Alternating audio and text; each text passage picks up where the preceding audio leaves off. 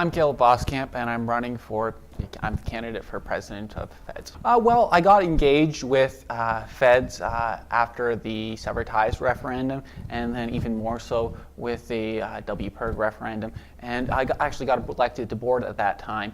And so I got to know Feds better, and I just really want to be able to apply my past skills in running startups and businesses and really bring that sense of frugality and stewardship to Feds to make sure people are getting the best bang for their buck. Well, there will be, one of our campaign promises is that the president, if I was elected, every 2 weeks, bi-weekly, would do a video just explaining to people, this is where your money's going, this is the changes we're making. And I would be hoping that their students would see that and that we'd hear organic feedback from students and we'd take note of those and input that into changes we are making. Yes, that's a good question. That came up in the imprint debate. A major portion of that would be the USA, working through that with Antonio.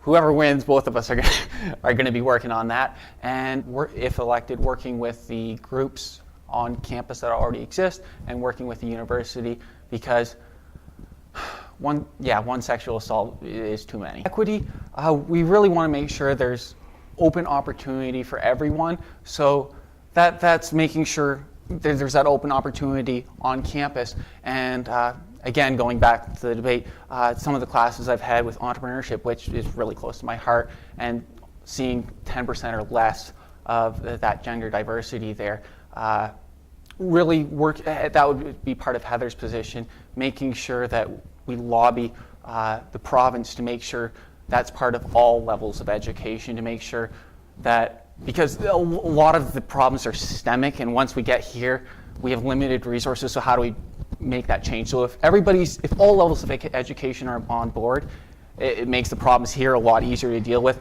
and I think it can solve a lot of the problems that are incoming. So lobbying the university and working with the resources we have here to solve those. Okay, so I guess a little bit of a disclaimer going into that.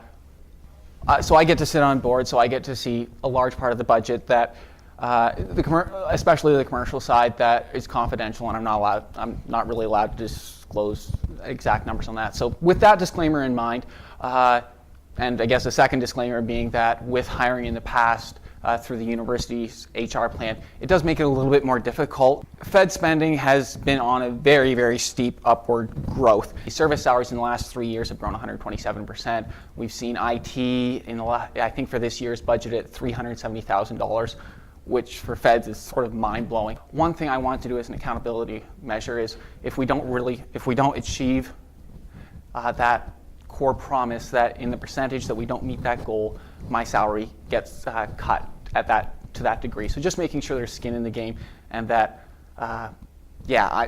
we try as best as possible to live up to our promises. Sorry, it was regular office hours, and then going elsewhere on campus, be that Poets, be it South Campus Hall, CIF, PAX, but that'll be closed for a lot for the expansion. But yeah, so the 2 hours is an addition to just make sure we're going out and above and beyond to really get that extra feedback. To be honest, that isn't part of something that I dug deeply into, and as we get there, we want to dig in. WPIRG, I think, was a good example. It had been instituted in 1973 and had never gone to a referendum with the results being released. So the fee is officially gone today, which is good news for the 7,000 some students that came out and voted.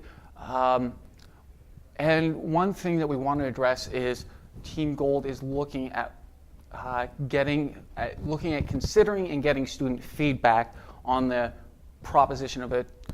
What was presented to council was a $27 per year per student fee for legal insurance. Council, there had been some legal trouble, but zero that had utilized resources that Feds was giving out. So we just want to make sure that $27 per student per year is a very large sum of money, and it's only helping a very small benefit. So if such a fee were to be introduced, we're not saying that the other side is necessarily advocating for it to be introduced, but if such a fee were to be introduced, the benefit of a very small select number of students that get in legal trouble by the vast majority would be somewhat predatory in nature.